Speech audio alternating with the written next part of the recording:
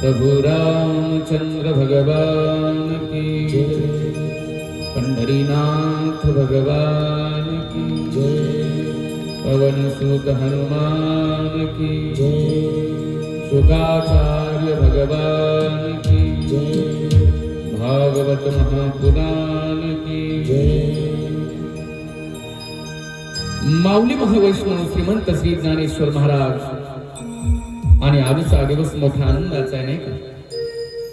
आपल्या वारकरी संप्रदायाचे कुलदैवत पांडुरंग परमात्म्याच्या चरणावर मस्तक ठेवून कथेला सुरुवात करायची आहे. बरं, आपल्या या गावामध्ये गेल्या 5 दिवसापासून होऊ घातलेला सप्ताह आणि त्यामध्ये भगवंताची वांगमय प्रतिमूर्ती असलेलं हे भागवत याचं चिंतन आपण या ठिकाणी करत आहोत.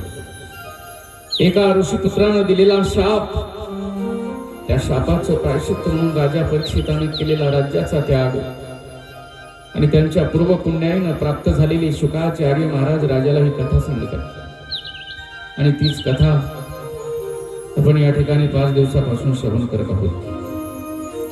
सुंदर कार्यक्रम आहे, सुंदर नियोजन आहे, सर्व प्रकारची सेवा मोठ्या प्रमाणात या ठिकाणी करत आहे. हा परमार्थाचा आनंद घेत आहे आणि हा कार्यक्रम इथपर्यंत पोहोचलेला. आज 5वा दिवस आहे. 5वा दिवस असल्या कारणानं या ठिकाणी गोवर्धन पूजा करायची असते, करत असतात. आपणही करू बरं का. कथेची शेवटी सुंदर झाकी आहे, तोही आनंद आपल्याला या ठिकाणी घ्यायचा आहे. काल परमात्म्याचा जन्मोत्सव साजरा केला होता आणि सकाळच्या सत्रामध्ये मी आपल्याला जन्मकथा सांगत होतो. बरं का, सविस्तर सांगण्याचा प्रयत्न करत होतो. आपण सर्वजण तो आनंद या ठिकाणी घेत होतो. माणूस म्हणून जन्माला आल्यानंतर परमार्थ केला पाहिजे, श्रवण केलं पाहिजे, बरं का, कथा कीर्तन ऐकलं पाहिजे. त्याच्याशिवाय आपल्याला शांती मिळणार नाही आहे, सुख मिळणार नाही आहे, समाधान मिळणार नाही आहे. आपल्या घरामध्ये सर्व प्रकारची सुखाची साधनं आहेत, सर्व प्रकारच्या भोग वस्तू आहेत, पण त्या सुखाच्या साधनांपासून जर समाधान पाहिजे असेल तर त्याच्यासाठी परमार्थाशिवाय समाधान मिळत नाही बरं. आणि म्हणूनच परमार्थ करावा लागतो, दुसरं काही कारण नाही आहे. बरीच माणसं आहेत बरं का, मोठी मोठी जगामध्ये संपत्ती आहे, सगळं आहे, पण त्यांच्या जीवनामध्ये परमार्थ नाही, सत्संग नाही, परमात्म्याचं नामचिंतन नाही, कथा ऐकणं नाही. तेच कारण आहे की त्यांच्याकडे समाधान नाही आहे आणि ते समाधानाच्या शोधात फिरत आहेत बरं. पण समाधान कुठेही शोधून सापडणार नाही आहे. त्याच्यासाठी सत्संग करावा लागतो, त्याच्याशिवाय ज्ञान होत नाही ना. आणि म्हणूनच साधू संतांनी ही कथा कीर्तनाची एक परंपरा आपल्या पुढे ठेवलेली आहे आणि ती अविरत चालू आहे.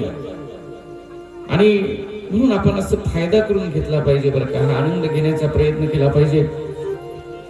तेच आपण 5 दिवसापासून करत आहोत. सकाळच्या सत्रामध्ये जन्मकथा सांगत होतो बरं का. सकाळी मी सांगितलं होतं परमात्मा अवताराला आले होते कंसाच्या कारागृहामध्ये. लखप्रकाश पडला होता बरं का. देवकी मातेने सांगितलं, प्रभू मी याच्यासाठी तपश्चर्या केली नव्हती म्हणे, तुमचं बालरूप मला बघायचं आहे ना. परमात्म्यानं सांगितलं, आई मी होणार आहे लहान, तू म्हणशील तसं होईल, कारण अहम भक्त पराधीना, मी भक्ताच्या अधीन आहे म्हणे. छोटा झाला होता परमात्मा, काल आज सकाळी बोलून गेलो. नंतर टोपलीमध्ये टाकलं बरं का. वसुदेव महाराजांनी ते डोक्यावर उचललं. शुकाचार्य सांगतात, राजा वसुदेव महाराजांच्या हातापायातल्या बेड्या गळून पडल्या.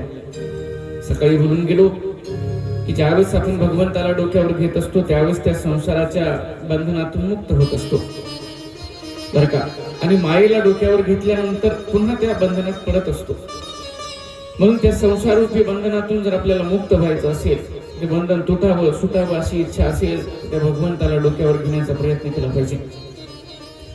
कारण फार विचित्र प्रकारचं बंधन आहे बरं का. दिसायला जरी सोपं वाटत असेल, असायला मात्र फार कठीण आहे. ज्यांनी ज्यांनी तो अनुभव घेतला, जे जे त्या संसारामध्ये आहेत, ज्यांनी ज्यांनी ते बंधन बांधून घेतलं, सगळ्यांचाच अनुभव आहे की फार बिकट परिस्थिती आहे बरं का. आणि म्हणून जोपर्यंत ते बंधन तुटणार नाही, सुटणार नाही, तोपर्यंत आपली नाव पहिलं तीराला जाणार नाही. प्रयत्न चालू आहे, माझी नाव पहिलं तीराला गेली पाहिजे. माझा उद्धार झाला पाहिजे, मला सुख मिळालं पाहिजे, प्रयत्न चालू आहे, पण नाव काय पुढे जायला तयार नाही आहे. बरं का, 4 मुलं होती, 4 मुलं, 4 मित्र. आणि रात्रीच्या वेळेला पार्टीच्या निमित्ताने असे गावाच्या बाहेर गेले, नदी ओलांडून पलीकडले तीरावर 14 मुलं मित्र तरुण पार्टी करायला गेले. बरं का, स्वयंपाक वगैरे केला तिकडे गावाच्या बाहेर जाऊन. आता तरुण होते बरं का, नशा केली, दारू प्याली त्या ठिकाणी. आणि जेवण वगैरे झालं बरं का, बराच वेळ झाला होता, 12-1 वाजले होते. एकाने सांगितलं आता बराच वेळ झाला, आपण घरी गेलं पाहिजे म्हणे. दुसरा म्हणाला ठीक आहे चल. बसले बरं काय का, नावेमध्ये नदी ओलांडून पलीकडे गेले होते ना, नावेमध्ये बसले आणि ते ओलवायला सुरुवात केली. बरं का, नाव काय पुढे जात नाही, थकून गेला बरं का पहिला. दुसऱ्यानं घेतलं बरं का, तोही प्रयत्न करत आहे तासभर बरं का, तरी नाव काय पुढे जात नाही. तिसऱ्यानं घेतलं बरं का, तोही प्रयत्न करत आहे, तोही थकला, पण नाव काय पुढे जात नाही, गाव काय येत नाही. एकानं सांगितलं का रे, आलो त्यावेळेस तर पटकन आलो होतो म्हणे, रात्रभरात गाव काय लांब गेलं का रे. दुसऱ्यानं सांगितलं काय माहिती, येतच नाही. चौथ्यानं प्रयत्न केला बरं का, रात्र निघायला लागली, पण नाव काय पुढे जात नाही, गाव काय येत नाही. दिवस उजाडायला लागला बरं का, यांची नशाही कमी झाली, दारू उतरली होती, गाव आलंच नाही. एकानं जरा मागं वळून पाहिलं, नावेचा जो दोर होता ना, तो झाडाला जसाच्या तसाच बांधलेला होता. ते दोर काय सोडला नव्हता त्याने. आणि जोपर्यंत ते दोर सोडणार नाही तोपर्यंत किती प्रयत्न केला तरी नाव काय पुढे जाणार. तसंच आपला प्रयत्न चालू आहे, माझी नाव पहिलं तीराला गेली पाहिजे, माझा उद्धार झाला पाहिजे, मला सुख मिळालं पाहिजे. पण हे बंधन अजूनपर्यंत आपण सोडलेलंच नाही. आणि ते बंधन दुसरा तिसरा कोणी सोडणार नाहीये. ते आपण बांधलं, मग आपल्या हाताने जर बांधलेलं असेल तर ते आपल्यालाच सोडावं लागेल. ज्ञानोबराय फार सुंदर वर्णन करतात. आपुलिया पण करा सोडावा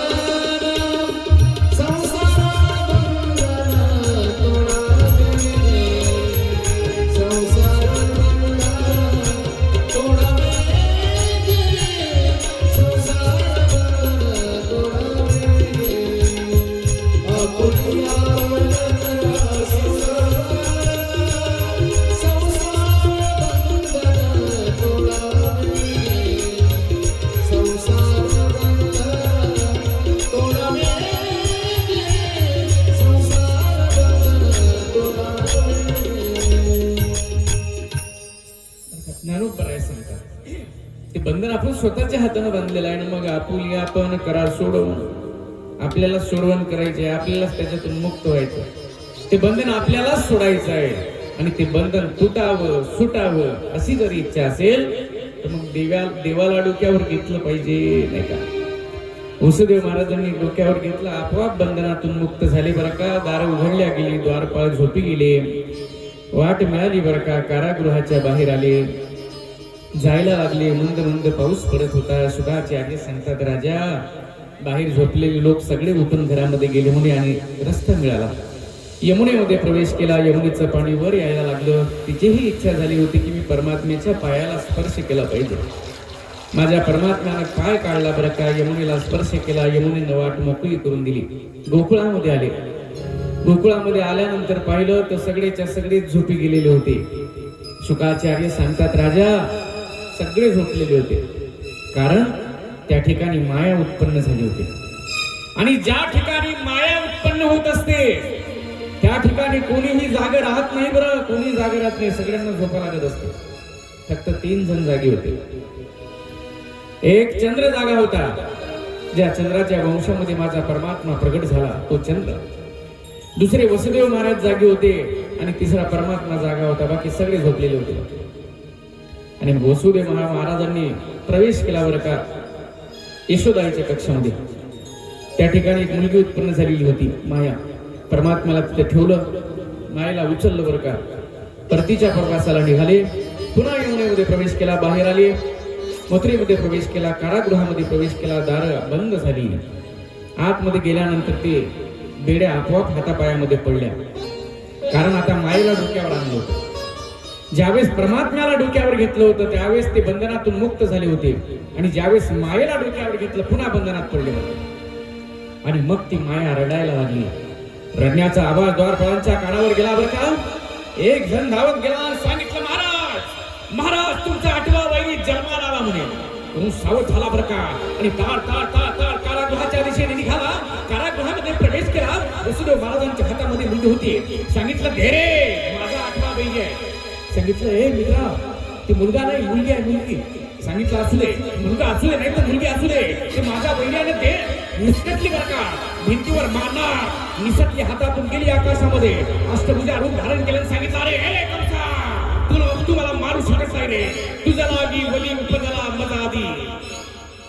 तुला मारणारा तुझा 8वा बैल माझ्या अगोदर जन्माला आला, तू काय मला मारणार आहे. असं अष्टभुजा रूप धारण केलं होतं बरं का. तिनं असं आकाशामध्ये जाऊन ते सगळं दृश्य पाहिलं बरं का. कंसानं आपल्या बहिणीची क्षमा मागितली. त्या ठिकाणावरून निघून गेला. शुकाचार्य सांगतात राजा, आता गोकुळामध्ये काय झालं बघ. सकाळचे 5 वाजले होते. नंदबाबाची एक बहीण यशोदाच्या कक्षामध्ये प्रवेशली होती. नंदा आणि सुनंदा नावाच्या 2 बहिणी 1 महिना अगोदरपासून येऊन बसल्या होत्या बरं का नंदबाबाच्या घरी. त्यांना माहिती होतं उतरत्या वयामध्ये एकुलता एक मूल जन्माला येणार आहे. आमच्या दादाच्या घरी केवढा आनंद असेल म्हणून 1 महिना अगोदरपासून येऊन बसल्या होत्या. आणि त्यातलीच एक बहीण सकाळी 5 वाजता यशोदाच्या कक्षामध्ये प्रवेशली बरं का. आणि जाऊन पाहिलं ते एक सुंदर गोडस बालक दिसलं बरं. आनंदाचं भरतं आलं. अशी नाचत नाचत गेली बरं का नंदबाबाच्या जवळ. सांगितलं बाबा तुम्हाला मुलगा झाला म्हणे, तुम्हाला मुलगा झाला बरं का. बातमी सगळ्या गोकुळामध्ये पसरली बरं का. सगळे नटून थटून नंदबाबाच्या वाड्यामध्ये यायला लागले, नाचायला लागले, गायला लागले, आनंद उत्सव साजरा करायला लागले बरं का. ब्रज में हो रही जय जयकार, नंद घर लालो. ब्रज में हो रही जय जयकार, नंद घर लालो. ब्रज में हो रही जय जयकार, नंद घर लालो रे. ब्रज में हो रही जय जयकार, नंद घर लालो रे.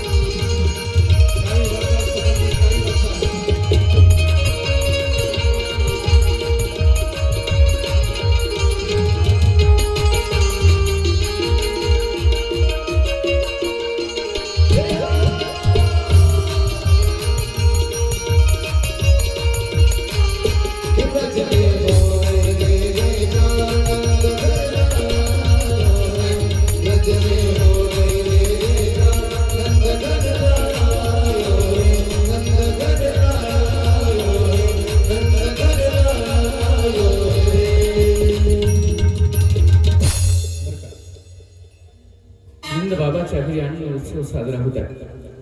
शुकाचार्य सांगतात राजा, ज्यावेळेस परमात्म्याचं प्रागट्य झालं ना रे, त्या गोकुळामध्ये एवढा आनंद झाला सगळ्या लोकांना.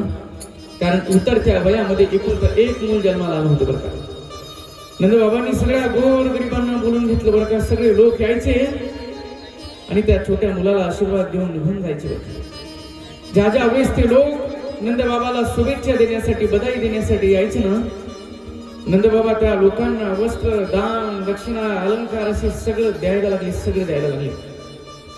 शुकाचार्य महाराज सांगतात, राजा ज्यावेळेस परमात्म्याचं प्रागट्य झालं ना रे, नंदबाबाला एवढा आनंद झाला की 2 लाख गाई दान दिल्या. म्हणजे 2 लाख सोन्याच्या शेंब्या शेंगात बसून आणि चांदीनं खुरड मडून अशा 2 लाख गाई दान दिल्या नंदबाबांनी. 2 लाख. कोणी यायचं बरं का, वस्त्र दान, दक्षिणा, गाई दान म्हणून द्यायची, दान म्हणून द्यायची. मी नेहमी सांगत असतो, आपणही आपल्या घरी मुला मुलींचे जन्मदिवस साजरे करत असतो. करतो ना? करतो, केले पाहिजे. कारण आपल्या संसारिक माणसाच्या जीवनामध्ये त्याच्यापेक्षा दुसरा आनंद कोणता असू शकतो? नाही का? याच्यापेक्षा दुसरा आनंद कोणता असेल? केले पाहिजे बरं का. मुलांचेही जन्मदिवस करावेत, मुलींचेही करायचे आहे, करा बरं का, करा. फक्त त्याची तऱ्हा बदलवली पाहिजे बरं का, करण्याची पद्धती बदलवली पाहिजे. जरा आपली चूकच झालेली आहे. आपण पाश्चात्य संस्कृतीचं अनुकरण करायला लागलो. आपण टीव्हीवरची सिनेमा सिरियल पाहून त्यानुसारच वागण्याचा प्रयत्न करत असतो. त्यामुळेच आपल्या जीवनाचं वाटोळ झालेलं आहे बरं का. आपल्या भारताची संस्कृती काय आहे, आपल्या ऋषी मुनींची, साधू संतांची शिकवण काय आहे, याचा विसर आपल्याला पडलेला आहे बरं का. आणि तेच कारण आहे आपल्या दुःखाचं बरं का. आपण ती टीव्हीवरची सिनेमा पाहतो, सिरियल पाहतो आणि त्या टीव्ही मध्ये जे दाखवत असतं ना, जसं दाखवत असतात तसंच करण्याचा प्रयत्न आपण करत असतो. मी नेहमी सांगत असतो, ते सिनेमा सिरियल मध्ये जे हिरो हिरोईन आहेत ना, त्यांना आपला आदर्श मानण्याची काही गरज नाही आहे बरं का. त्यांना जर आपण आपलं हिरो मानलं, त्यांना जर आपला आदर्श मानलं, त्यांच्यानुसार वागण्याचा प्रयत्न केला तर जीवनाचं वाटोळ झालंच म्हणून समजा. ते आपलं वाटोळ करायलाच निघालेले आहे. ते आपले हिरो असूच शकत नाही. आपला हिरो जर कोण असेल तर ते आपला बाप आहे नाही का. शेतामध्ये राबणारा, रात्रंदिवस प्रयत्न करणारा, स्वतः उपवासी राहून आपल्या पोटाची खळगी भरणारा तो बाप, तो आपला आदर्श असला पाहिजे. तो असला पाहिजे आपला हिरो. आपला हिरो कोण असला पाहिजे? सिनेमामध्ये सिरियलमध्ये काम करणारा नाही. आपला हिरो देशाच्या सीमेवर रक्षण करणारा जवान असला पाहिजे. तो आहे आपला हिरो बरं का. जो प्राण असा तळहातावर ठेवून आपलं रक्षण करत असतो रात्रंदिवस बरं का. ते असला पाहिजे आपला आदर्श. त्याची केली पाहिजे आपण कधीतरी आठवण, त्याची केली पाहिजे बरं का.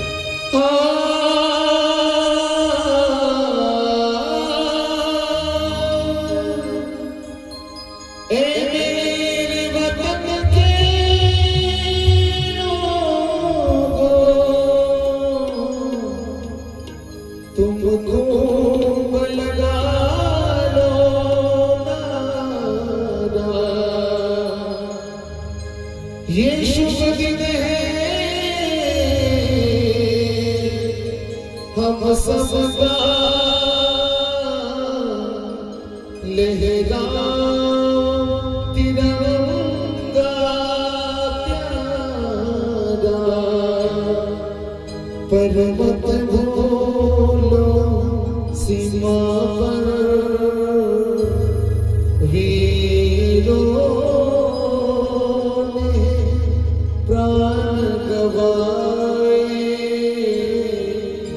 कुछ याद उन्हें भी कर लो, कुछ याद उन्हें भी कर लो, जो लोग घर न आए, जो लोग घर न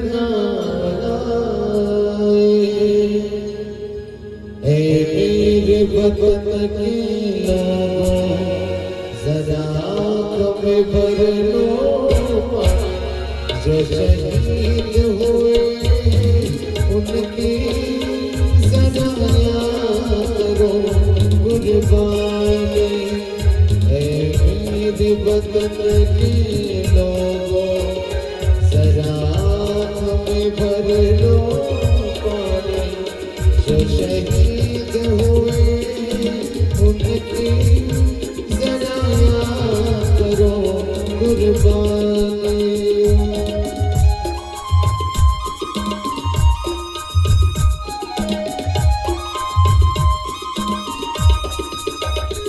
जब काल हुआ हिमालय खतरे में पड़ी आजादी जब काल हुआ हिमालय खतरे में पड़ी आजादी जब तक थी सांस लगे हो जब तक थी सांस लगे हो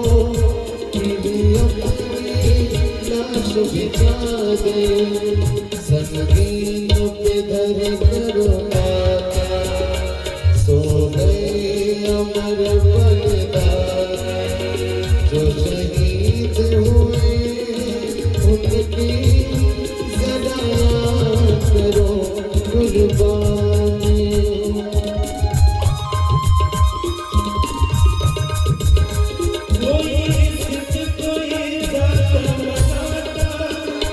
कोई सिख कोई जाट मराठा कोई गुरखा कोई बनवासी कोई गुरखा कोई बनवासी सरहद पे मरने वाला सरहद पे मरने वाला भारतवासी जो खून गिरा पन पन कर वो खून था हिंदुस्तानी जो शहीद हुए उनकी सदा याद करो कुर्बानी मेरे वतन की लोगों जरा तुम्हें भर लो जो शहीद हुए उनकी जरा याद करो कुर्बानी जय हिंद की सेना जय हिंद की सेना जय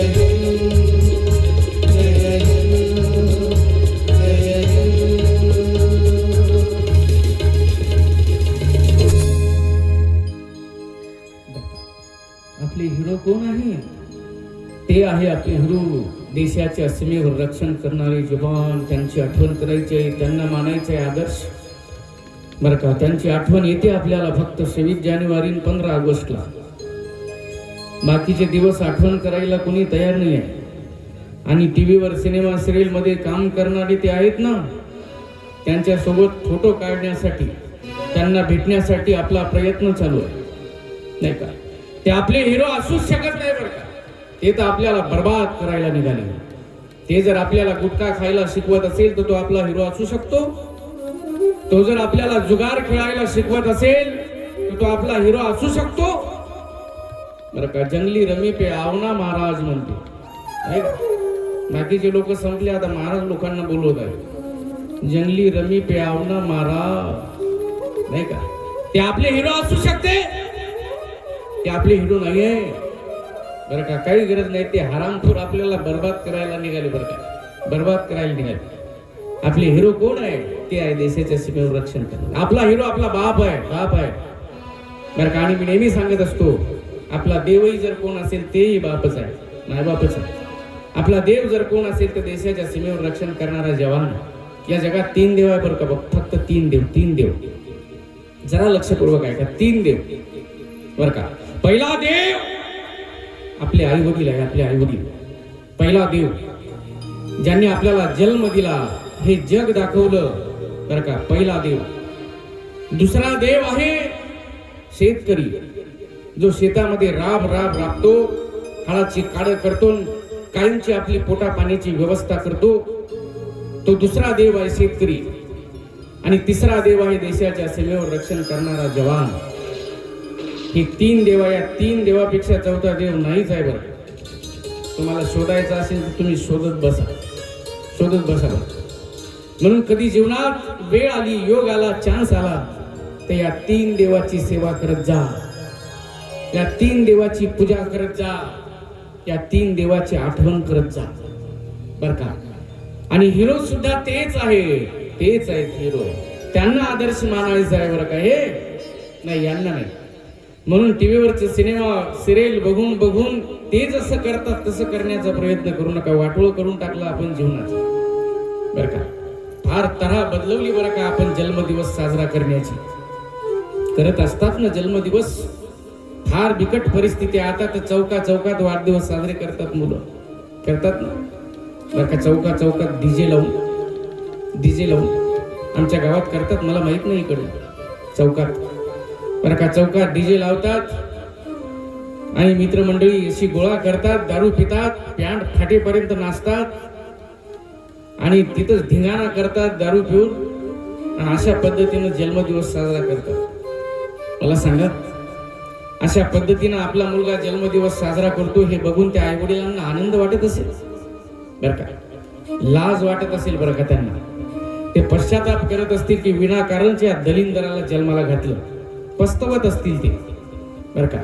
अरे आपल्या जन्मदिवसाच्या दिवशी जर आपले आई वडील पस्तवत असतील, ते म्हणत असतील विनाकारण हे जन्माला आलं माझ्या पोटी, त्यांना दुःख होत असेल, त्यांच्या डोळ्यातून आपल्या वागण्यामुळे जर पाणी येत असेल आपल्या जन्मदिवसाच्या दिवशी, तर आपल्या जगण्यातही काही मजा नाही आहे, जगण्यातही काही मजा नाही आहे बरं का. आपण जर जन्मदिवसाच्या दिवशी भर चौकात वाढदिवस साजरा करत असू, दारू पिऊन जर संध्याकाळी घरी येत असू, आणि ते आपलं तसं चालणं बोलणं ते वागणं पाहून जर आपल्या आई वडिलांच्या डोळ्यात पाणी येत असेल आपल्या जन्मदिवसाच्या दिवशी, तर काही मजा नाही बरं का आपल्या जीवनात, काही मजा नाही. अरे आपल्या जन्मदिवसाच्या दिवशी तर त्यांना आनंद वाटला पाहिजे. आपल्या जन्मदिवसाच्या दिवशी त्यांनी लोकांना अभिमानानं सांगितलं पाहिजे की आजच्या दिवशी माझ्या पोटी हा माझा मुलगा आला होता. असा काहीतरी पराक्रम करायचा आहे आपल्या जन्मदिवसाच्या दिवशी, की त्या आई वडिलांनी सगळ्या गावाला ओरडून सांगितलं पाहिजे आज माझ्या मुलाचा जन्मदिवस आहे, आज माझ्या पोटी मुलगा आला होता, असं ओरडून सांगितलं पाहिजे. असं काहीतरी विशेष करा. असा चौकात वाढदिवस साजरा करून नाही आनंद होणार आहे त्यांना. जन्मदिवसाच्या दिवशी धिंगाणा करतात, तिकडे बाहेर जाऊन कुठेतरी 2-4 पोरं 2-4 पोऱ्या चालले तिकडे गावाच्या बाहेर, 2 केक आणतात, एक तोंडाला लावायला आणि एक खायला. तोंडाला लावायचं असते का केक? तोंडाला लावायचं असते बरं का. अरे खाण्याचं आहे ना, ते खायचं आहे ना, खायचं आहे मग खा ना, असं धिंगाणा करायचा असतो का जन्मदिवसाच्या दिवशी? करावा आपण. अरे जन्मदिवस हा आपल्या आई वडिलांच्या सोबत साजरा करा. त्या दिवशी त्यांच्या पायावर डोकं टेकवा, त्या दिवशी त्या आई वडिलांचा आशीर्वाद घ्या, त्यांना आनंद वाटला पाहिजे. असं काहीतरी विशेष करायचं आहे. बदलवा, त्यांना आनंद झाला पाहिजे. आम्ही गेलो होतो एका ठिकाणी कार्यक्रमाला, वरोऱ्याजवळ. रात्रीची कथा होती, दुपारी वेळ आमच्याकडे भरपूर होता, म्हणून आम्ही आनंद आश्रम मध्ये फिरण्यासाठी गेलो होतो. जवळच आहे तिथून, म्हणून गेलो आम्ही. माझा संचय सोबतच होता. आम्ही गेलो दुपारच्या वेळेला पाहण्यासाठी तिथलं वातावरण. दुपारची वेळ होती आणि तिथं वाढदिवस साजरा करण्यासाठी काही शिक्षक आले होते, मास्तर बरं का. आणि त्या आश्रमामध्ये काही अंधपंगू मुलं मुली आहेत बरं का, काही रोगी लोक आहेत. तिथं व्यवस्था आहे त्या लोकांची. आम्ही तिथं होतो, ते मास्तर लोक आले, 5-6 मास्तर आणि 5-6 मास्तरनी ते आले बरं का तिथं. आम्हाला वाटलं आता हे शिक्षक मंडळी आहे, आता हे वाढदिवस त्या रोगी लोकांच्या सोबत साजरा करतील, त्यांना आनंद देतील. आता ते अंधपंगू मूकबधीर त्या मुलांसोबत वाढदिवस साजरा करतील, त्यांना काही भेट म्हणून देतील. आम्हाला वाटलं आपण आता हे सगळं बघायचं असं, पाहायचं आपण सगळे कशा पद्धतीने साजरा करायचं, म्हणून जाणून थांबलो आम्ही बरं का. ते तिकडे त्या रोगी लोकांकडे गेले नाही, ते त्या अंधपंगू मुलांकडे गेले नाही, ते तिकडे एका बाजूला गेले निवांत ठिकाणी कोपऱ्यात. त्यांनी मोबाईल सोबत आणलेला आणि ते बॉक्स सोबत आणलेले होते कनेक्ट करण्यासाठी स्पीकर बरं का.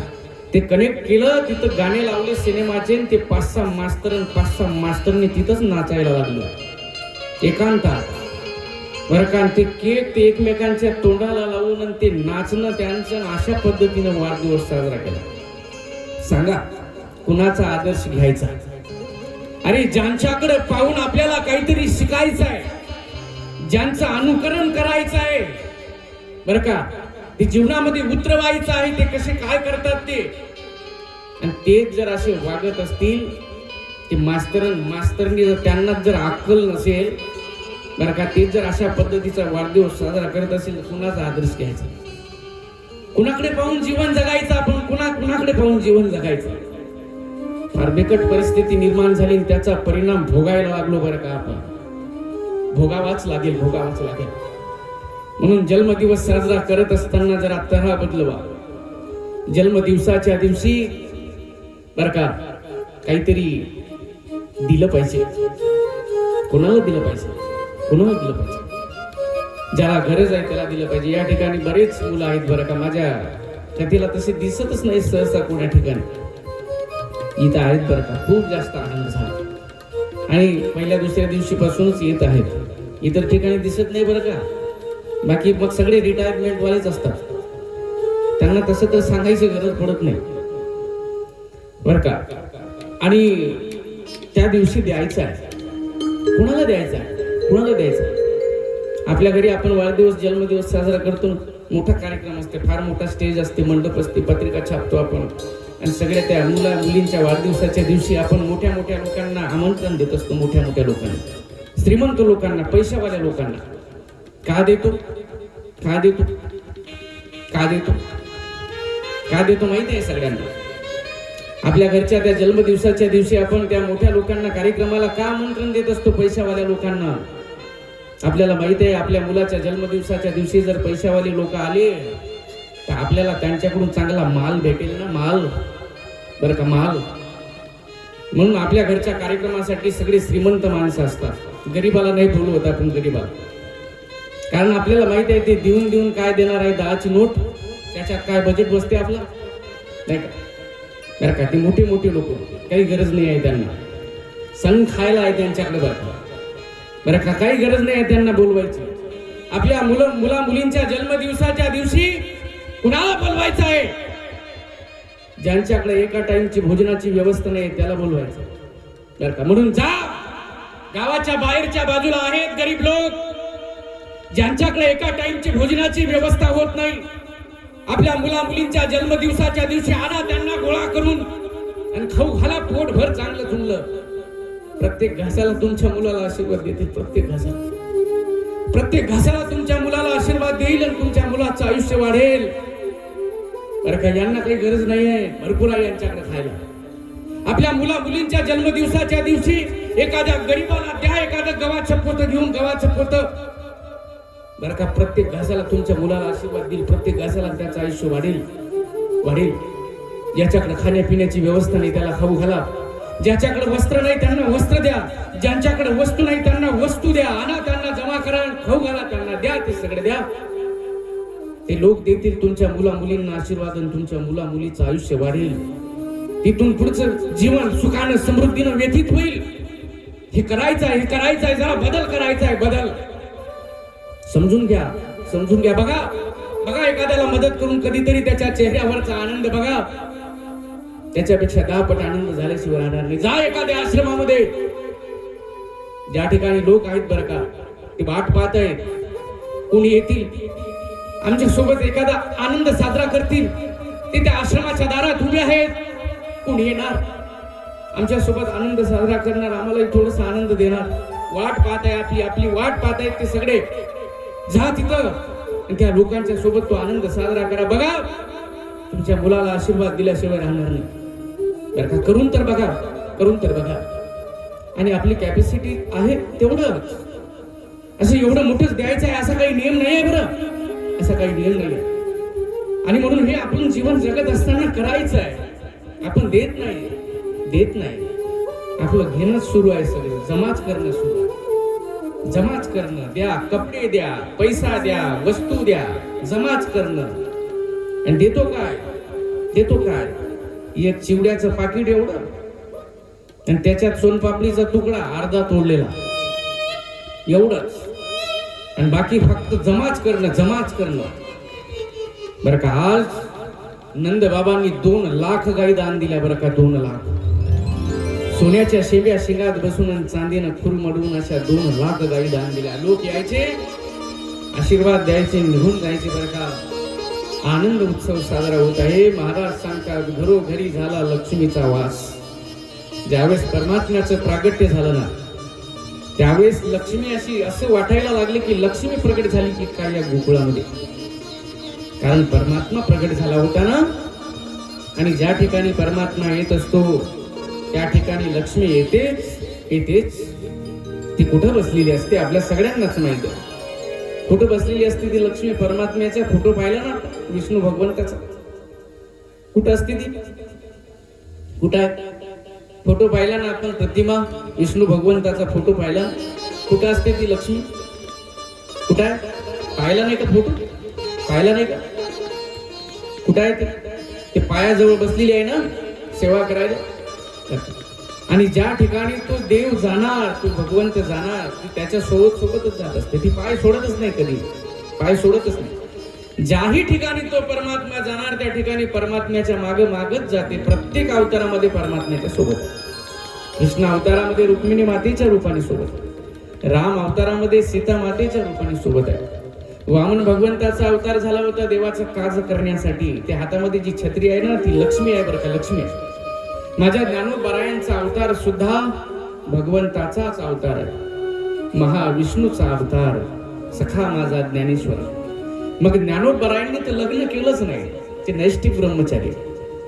मग ज्ञानोबरायांची लक्ष्मी कुठे आहे? लग्नच नाही केलं ना, पण ते तर परमात्म्याला सोडत नाही.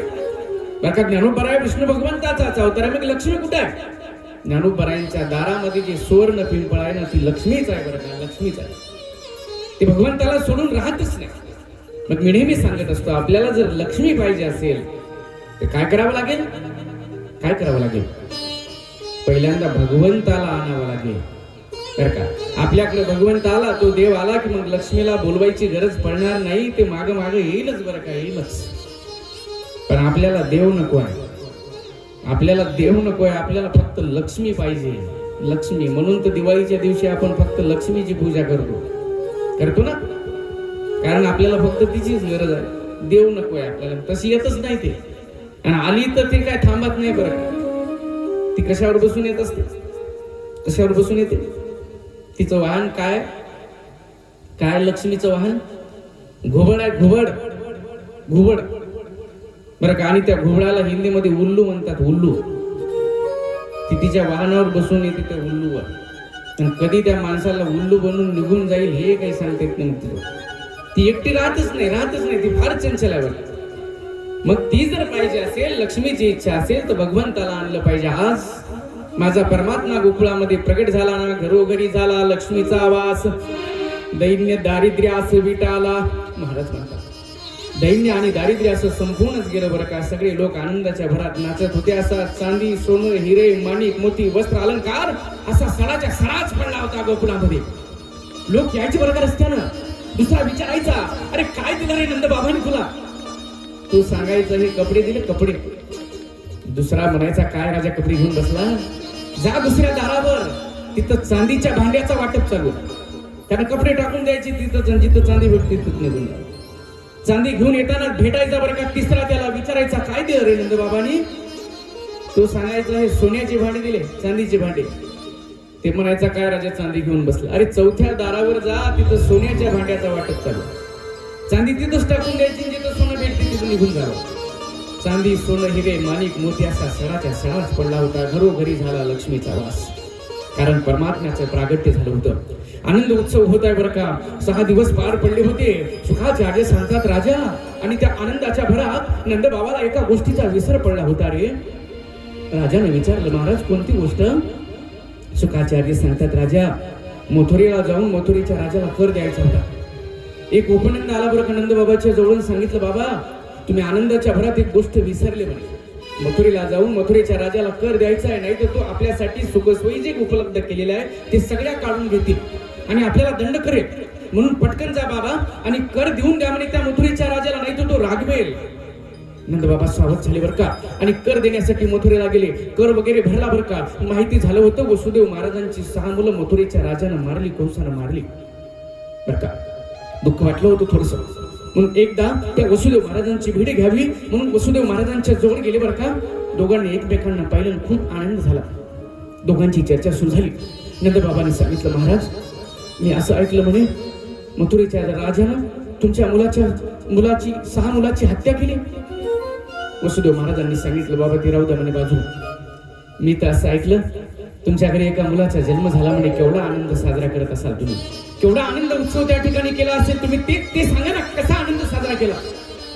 नंदबाबांनी सांगितलं, हो ते राहू द्या बाजूला, मला पहिल्यांदा सांगा म्हणे तुमची 6च्या 6 मुलं मारली, केवढं दुःख झालं असेल.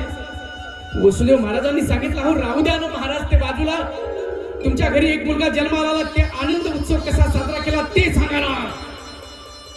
काय श्रेष्ठ भक्ती असली पाहिजे बरं का दोघांची, काय श्रेष्ठ भक्ती असली पाहिजे. अरे एकाच्या घरी जगाचा बाप अवताराला आला, एवढा मोठा आनंद झाला, ते सगळ्याचा आनंद असा बाजूला ठेवला बरं का. आणि वसुदेव महाराजांच्या दुःखात सामील झाले. आणि वसुदेव महाराजांची 6च्या 6 मुलं डोळ्याच्या देखत मारली मथुरेच्या राजानं. एवढं दुःख झालं ते तेवढं दुःख बाजूला ठेवलं आणि नंदबाबाच्या आनंदात सामील झाले बरं का. याला भक्ती म्हणतात, त्याला भक्ती म्हणतात. मी नेहमी सांगत असतो, एखाद्याच्या दुःखामध्ये सामील होणं सोपं आहे.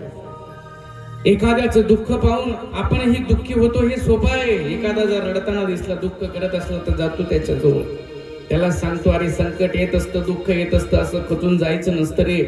आपणही थोडस त्याला रडू लागतो. सोपं आहे सगळं.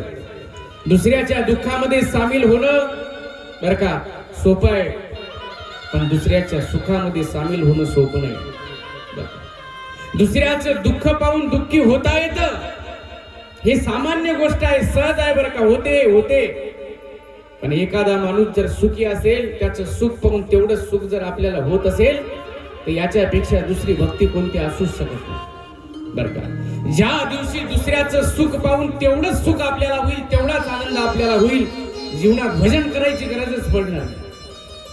जीवनात कथा कीर्तन ऐकायची गरज पडणारच नाही. कधी मंदिरात जायची, तीर्थक्षेत्रात या ठिकाणी जायची गरज पडणारच नाही. ज्या दिवशी दुसऱ्याचं सुख पाहून सुखी होता येईल. एक महत्वाची गोष्ट सांगू, आज माणूस स्वतःच्या दुःखानं जेवढा दुःखी नाही आहे ना, तेवढा दुसऱ्याच्या सुखानं दुःखी आहे. एक माणूस गेला डॉक्टरकडे बरं का. डॉक्टर गेला, सांगितलं, साहेब खूपच जास्त पोट दुखते म्हणे माझं, खूपच जास्त. अजिबात भाकर एकदम बंदच झाली म्हणे, भाकरीकडे अजिबात असं पाहण्याची इच्छाच होत नाही. एकदम पोट दुखते म्हणे माझं, मला फार त्रास होतो. डॉक्टरने सांगितलं, असं काय झालं रे नेमकं, असं म्हणजे काही जड वस्तू उचलली होती का म्हणे. त्यानं सांगितलं, नाही साहेब. मग चुकून एखाद्या खड्ड्यात पाय पडला का, पोट दुखते तुझं, भाकर बंद झाली. सांगितलं नाही. मग असं उभे पाणी पिलं का म्हणे. त्यानं सांगितलं नाही. अरे हे नाही ते नाही. मग शिळ वगैरे खाल्लं का काही रात्रीचं. सांगितलं नाही साहेब. अरे पाणी नाही पिलं, शिळ खाल्लं नाही, हे नाही ते नाही. मग कधीपासून दुखते रे. त्यानं सांगितलं म्हणे, शेजाऱ्यानं घराचं बांधकाम चालू केलं तेव्हापासून. डॉक्टरांना सांगितलं, मग याचा उपाय आपल्या दवाखान्यात नाही. जा तिथं पारुदीला जा, नरेश महाराजांचं भागवत चालू आहे, बस म्हणे 2-3 तास तिथं, जरा तिथं सापडेल तुला उपाय. अशी जात जन्माला आली बरं का मृत्यू लोका, अशी जात जन्माला आली. फार बिकट परिस्थिती आहे. एखादा मोठा व्हायला लागला की ओढला टंगड घालून माग. सोडून द्या हे स्वभाव. प्रत्येक जण आपल्या प्रारब्धानं प्रयत्नानं पुढे जात असतो. बरोबर, नका ओढू, तुम्ही प्रयत्न करा. फार दलिंदर माणसं जन्माला आले बरं, फारच दलिंदर. दुसऱ्याचा मोठेपणा जरासाही त्यांच्यात पाहुल्या जातच नाही, ओढण्याचाच प्रयत्न करत असतात बरं का. असं होऊ नये. अरे काय भक्ती आहे नंदबाबा वसुदेव महाराजांची. अरे 6च्या 6 मुलं मारली डोळ्याच्या देखत. एवढं दुःख झालं, एवढं, पण तेवढं दुःख असं बाजूला ठेवलं बरं का. नंदबाबाच्या आनंदात सामील झाला. नंदबाबाच्या घरी जगाचा बाप प्रगट झाला, एवढा आनंद झाला, सगळा बाजूला ठेवला. वसुदेव महाराजांच्या दुःखात सामील झाले म्हणून एकाच्या घरी जन्माला येतो, एकाला आनंद देतो, याला भक्ती म्हणतात. दोघांची चर्चा चालू होती बरं का. इकडे कंसानं शोभा बोलवली होती. माहिती झालं होतं देवकीचा 8वा जन्माला आलेला. कुठं आहे माहिती नाही आहे बरं का. सगळ्या मोठ्या शूरवीर पैलवानांना गोळा केलं होतं. त्याला संपवलं पाहिजे. आणि तेवढ्यामध्येच बरं का त्या कंसाची बहीण आली. काय नाव होतं तिचं? तिचं नाव पुतना होतं, पुतना. बरं का सांगितलं, दादा अरे आता तुझा वैरी जन्माला आला आणि एवढ्याशा छोट्याशा वैऱ्याला संपवण्यासाठी हे एवढी मोठी मोठी माणसं. ए दादा, अरे एवढं छोटं काम तर मी करते म्हणे, हे काय सामान्य गोष्ट आहे ना, एवढासा छोटासा वैरी तुझा, हे मोठे मोठे लोक मी करते.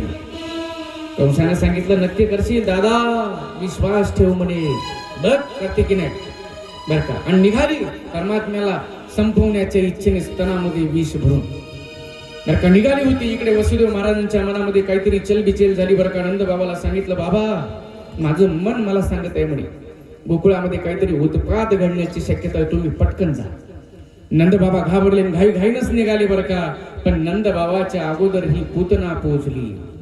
तिनं सुंदर रूप धारण केलं होतं. असं हातामध्ये फुल घेतलं, असं ती फुल फिरवत होती. आणि त्या 5-6 दिवसामध्ये ज्या ज्या बाळाचा जन्म झाला, ज्या ज्या मुलांचा जन्म झाला, घ्यायची, स्तनाला लावायची, संपून टाकायची. बरं का, असे कितीतरी मुलं मारली. बरं का, माझा परमात्मा विचार करायला लागला, अरे सगळेच्या सगळेच मुलं मारायला लागली, माझ्यासोबत खेळण्यासाठी कोणी राहणार की नाही, माझ्यासोबत गाई चारण्यासाठी कोणी राहणार की नाही, मी कुणाच्या सोबत चोऱ्या करायच्या आणि खोड्या करायच्या. मग माझ्या परमात्म्यानं तिच्या चित्ताचं आकर्षण केलं. बरं, सर्व नंद बाबाच्या वाड्याच्या पुढेची उभी राहिली. बरं का, खूप सुंदर रूप, खूप सुंदर रूप.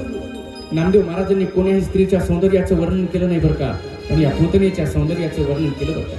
नवमने आली नंदाची आघरा, नवमने आली नंदाची आघरा, नवमने आली नंदाचे अंगणा, नवमने आली नंदाचे अंगणा, नवमने आली नंदाची आघरा, नवमने आली नंदाची आघरा, नवमने आली नंदाचे अंगणा, नवमने आली नंदाचे अंगणा. स्वरूप सुंदर देवा, स्वरूप सुंदर देवा, दिन दुर्बळाची बारी तबारी, दिन दुर्बळाची बारी तबारी, दिन दुर्बळाची बारी तबारी. नामदेव महाराजांनी कोणीही स्त्रीच्या सौंदर्याचं वर्णन कधी केलेलं नाहीये, पण या पुतणीच्या सौंदर्याचं वर्णन मात्र केलं. बरं का, नामा मने आली नंदाची घरा, स्वरूप सुंदरा देवांगना. बघ, जसं एखादी स्वर्गातली अप्सरा आहे ना, तेवढं सुंदर रूप धारण केलं होतं. बरं का, आवाज दिला यशोदे. यशोदा आली. बरं का, बाहेर पाहिलं तर एक सुंदर स्त्री दिसली. विचारलं, कोण ग? तिने सांगितलं, यशोदे ओळखलं नाही? सांगितलं नाही. अगं मी तुझी बहीण आहे ना, बहीण. यशोदाईने सांगितलं, याच्या आधी कधी बघितलंच नाही म्हणे. ती म्हणाली, बरोबर आहे, तुम्ही मोठी माणसं, आमच्या सारख्या गरीबाला काय ओळखणार आहे म्हणतो. यशोदाईला वाईट वाटलं. बरं का, सांगितलं तसं नाही ग, पण याच्या आधी कधी बघितलं नाही ना, म्हणून म्हणत आहे. ती म्हणाली, मला माहिती झालं म्हणे तुझ्या घरी एका मुलाचा जन्म झाला, म्हणून बघायला आली. यशोदाईने सांगितलं, असं आहे का? घेतला मुलगा बरं का, आणि दिला तिच्या जवळ आणून. तिचं सौंदर्य एवढं होतं राजा, शुकाचार्य सांगतात, राजा त्या पुतणीचं सौंदर्य एवढं होतं की यशोदाई तिचं सौंदर्य पाहून भांबावून गेली. नाही तर एक स्त्री दुसऱ्या स्त्रीच्या सौंदर्यावर कधी भाळत नाही बरं का, ती आकर्षित होत नाही. पण यशोदाई पुतणीच्या सौंदर्यावर आकर्षित झाली, भाळली बरं का, तिचं भानच हरपलं, कारण ती माया होती बरं का, देवभान हरपलं तिचं. त्या पुतणीनं परमात्म्याला घेतलं आणि तिथून निघूनही गेली बरं का. यशोदाई बघतच राहिली, तिला काही माहितीच नाही. लांब निघून गेली बरं का. असा पदर बाजूला केला, स्तन मुखामध्ये देणार, डोळे बंद केले माझ्या परमात्म्याने. राजाने प्रश्न विचारला शुकाचार्यांना, महाराज घाबरला का म्हणे देव? सांगितलं नाही. राजा माझा देव घाबरत नाही रे, तो घाबरवणार आहे ना सगळ्यांना, तो घाबरला नाही. मग विचारलं, डोळे का बंद केले म्हणे? त्यावेळेस संतांनी काही भाव सांगितले आहे बरं. परमात्म्याने डोळे का बंद केले? तर परमात्म्याचा जन्म होऊन 6 दिवस झाले होते. आणि परमात्म्याच्या जीवनातली ही पहिली व्यक्ती आहे जिला संपवायचा आहे, जिला मारायचा आहे. आणि पहिलं काम करत असताना आपण गणपतीची स्तुती करत असतो ना, मग गणपतीची स्तुती करण्यासाठी माझ्या परमात्म्याने डोळे बंद केले. दुसरा भाव सांगितला की ती स्तनामध्ये विष घेऊन आली होती परमात्म्याला मारण्यासाठी. हे परमात्म्याला माहिती होतं बरं का. आणि त्याने विचार केला की विष प्यायचं काम माझं नाही, ते महादेवाचं. समुद्र मंथनाच्या वेळेस बरं का भगवान महादेवानं ते हलाहल नावाचं विष प्राशन केलं होतं. म्हणून महादेवाची स्तुती करण्यासाठी माझ्या परमात्म्याने डोळे बंद केले. हे भोले शंकर पधारो, ओ भोले शंकर पधारो, बड़ी चुपके कहा जटाधारी पधारो, ओ जटाधारी पधारो, बड़ी चुपके कहा ओ भोले हो.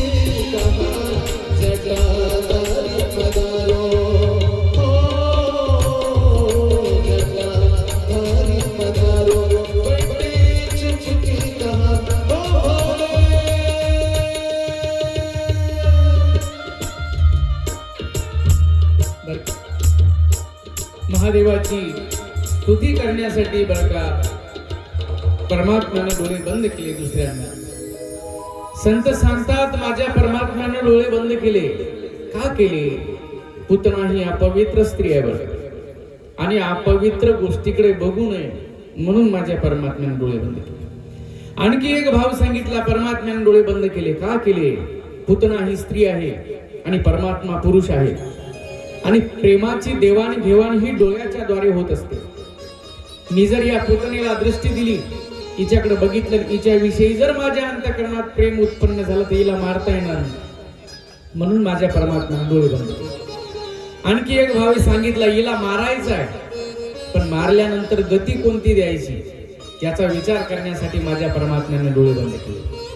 असे वेगवेगळे भाव वेगवेगळ्या संतांनी सांगितले. माझ्या परमात्म्याने डोळे बंद केले, स्तनमुखामध्ये धरला बरं का. पहिल्यांदा दूध ओढलं, नंतर विष ओढलं बरं का, नंतर पंचप्राण व्हायला लागले, आणि मग पुतणीला त्रास झाला बरं का. खऱ्या स्वरूपात प्रगट झाली, सांगितलं कृष्णा सोड. परमात्मा सोडत नाही बरं का. गावाच्या बाहेर पळायला लागली, खऱ्या स्वरूपामध्ये प्रगट झाली, कृष्णा सोड.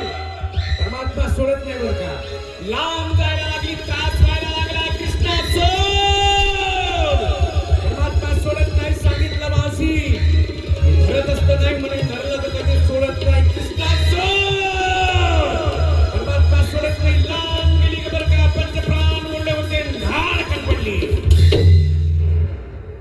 शुकाचार्य सांगतात राजा ज्यावेळेस पुतना जमिनीवर पडली ना रे, त्यावेळेस तिच्या शरीराखाली दबून 18 किलोमीटरचा जे परिसर आहे ना, 6 कोसाचा, असे तिथले झाडे झुड असे प्रेस झाले, म्हणजे चूर्ण झालं, चूर्ण. एवढा विशाल देह होता बरं का, पहाडासारखा. थोडा वेळ झाला होता, यशोदा भानावर आली बरं का. विचार करायला लागली, कुठं गेली असेल ती सुंदर बाई, माझ्या मुलाला घेऊन कुठे गेली असेल. शोधण्याचा प्रयत्न करायला लागली वाड्याच्या भोवती, दिसतच नाही बरं का. सुंदरबाई कुठे गेली माझ्या मुलाला घेऊन. बरं का, सापडतच नाहीये. मग घाबरली यशोदा. अरे 6 दिवसाचा मुलगा, कोण होती ती सुंदरबाई, कुठे गेली असेल? रडायला लागली बरं का. रस्त्याने कोणी जाताना दिसलं की विचारायचे, सांगा हो सांगा, ती सुंदरबाई कुठे गेली, माझ्या मुलाला घेऊन कुठे गेली? सगळ्या मोठ्या मोठ्या गोपी गोळा झाल्या. यशोदाईला बोलायला लागल्या. सांगितलं, ए यशोदे, अगं काही तुला कळते की नाही? 6 दिवसाचा मुलगा कोणी आहे अनोळखी स्त्रीच्या जवळ देऊन टाकायचा असतो का? कोण होती? सांगितलं, मला माहिती नाही म्हणे, पण ती बोलतच तशी होती. कोण होती, कुठे गेली, माझ्या मुलाला घेऊन कुठे गेली? रडायला लागली बरं का. आणि तेवढ्यामध्ये 2-4 लोक बाहेरून धावत आले आणि सांगितलं, रडू नको, ए आई रडू नको. गावाच्या बाहेर भली मोठी राक्षसी पडलेली आहे आणि तिच्या देहावर तुझा मुलगा खेळत आहे. सगळेच्या सगळे धावत गेले बरं का. सुखाचे आर्य सांगतात, राजा, माझ्या परमात्म्याला पुतणेच्या देहावरून खाली उतरवलं. पुतणेच्या देहाचे असे तुकडे तुकडे केले बरं का. आणि असा अग्नी लावून दिला पुतणेच्या देहाला. बरं का, सुखाचे आर्य सांगतात, राजा, ज्यावेळेस पुतणेचा देह जळायला लागला ना रे, असा सुगंध दरवळायला लागला. म्हणजे सुगंध. राजाने विचारलं, महाराज, ती राक्षसीन होती, स्तनामध्ये विष घेऊन आली होती परमात्म्याला संपवण्यासाठी, आणि तिचा देह जळत असताना त्याच्यातून सुगंध दरवळावा. महाराज, हा काय प्रकार आहे? सुखाचे आर्य सांगतात, राजा, तिच्या देहाला माझ्या परमात्म्याचा स्पर्श झाला होता ना, म्हणूनच. आणि एक सांगू का रे, ए राजा, एक सांगू, ही जी पुतणाईला मारल्यानंतर ती गती दिली म्हणे माझ्या परमात्म्यानं. ती गती, जी गती यशोदा आईला देणार आहे. मग जास्तच आश्चर्य वाटलं. सांगितलं, महाराज, अहो ही पुतना कुठं, यशोदा आई कुठं, यांची बरोबरी होऊ शकते का महाराज? अहो जी गती यशोदा आईला परमात्मा देणार आहे, ती गती पुतण्याला कशी देणार? सांगितलं, हो राजा, तीच गती दिली म्हणे. सांगितलं, पण का? त्यावेळी शुकाचार्य उत्तर देत आहे, राजन, ही पुतना सामान्य नाही. ही पुतना पूर्वजन्मी बळीराजाची मुलगी होती. हिचं नाव रत्नमाला होतं. ज्यावेळेस देवाचं काज करण्यासाठी विष्णू भगवंत वामनाचं रूप घेऊन आले होते ना बळीच्या दारामध्ये, एक सुंदर वटुवेश होता बरं, खूप सौंदर्य होतं बरं. म्हणून एक विशेष भिक्षुक आपल्या दारात आलेला आहे हे पाहण्यासाठी बळीराजाचा संपूर्ण परिवारच दारात आला होता. त्याच्यामध्ये ही रत्नमाला होती. लग्न व्हायचंच होतं, उपवर झालेली होती बरं का. आणि तिनं ते परमात्म्याचं बालरूप पाहिलं, ते बटुवेश पाहिला. अंतकरणात भाव प्रकट झाला, वात्सल्य जागृत झाला. रे केवढा सुंदर मुलगा आहे. असा मुलगा जर माझ्या पोटी जन्माला आला ना तर दूध पाजलं असतं म्हणे. असा भाव अंतकरणात प्रकट झाला. राजाने तिला पाना फुटला म्हणे. ती घाबरली. तर काय विचार करायला लागले, रे हा काय प्रकार आहे? फक्त विचार केला, विचार. गेली परमात्म्याच्या जवळ, सांगितलं, प्रभू काय प्रकार आहे हा, असं कसं झालंय सगळं, आता काय करू? सांगितलं, मी आता काही करू शकत नाही म्हणे या अवतारात. तुझी इच्छा झाली होती ना दूध पाजण्याची, मी नक्कीच तुझी इच्छा दूध पिऊन पूर्ण करणार, पण ती पुढल्या अवतारामध्ये, कृष्ण अवतारामध्ये. तिचं समाधान केलं. ती बाजूला जाऊन उभी राहिली बरं का. थोडा वेळ झाला, त्रिपाद भूमी दान म्हणून मागितली. 2 पावलामध्ये स्वर्ग मृत्यू पाताळ आटोपलं. 3रा पाऊल बळीराजाच्या डोक्यावर ठेवला बरं का, आणि बळीला असं पाताळात घातलं. घातल्याबरोबर ही रत्नमाला पाहत होती, ती रडायला लागली. अरे याला दूध पाजण्याची इच्छा केली म्हणे, पण यानं तर माझ्या बापाला पाताळात घातलं. याला दूध नाही, याला विष पाजून मारलं पाहिजे. परमात्म्याने सांगितलं, ती इच्छा पूर्ण करतो म्हणून पहिल्यांदा दूध पिलं, नंतर विष पिलं बरं. शुकाचार्य विचारत आहे बरं का, राजा सांग रे, जिच्या मनामध्ये फक्त विचार आला की असा मुलगा माझ्या पोटी आला तर दूध पाजलं असतं, तिला पाना फुटतो. ए राजा सांग, तिला भक्त म्हणावं का अभक्त म्हणावं? राजाने सांगितलं, महाराज ती तर श्रेष्ठ भक्त असली पाहिजे. म्हणूनच जी गती यशोदा आईला देणार आहे तीच गती पुतणीला दिली म्हणे.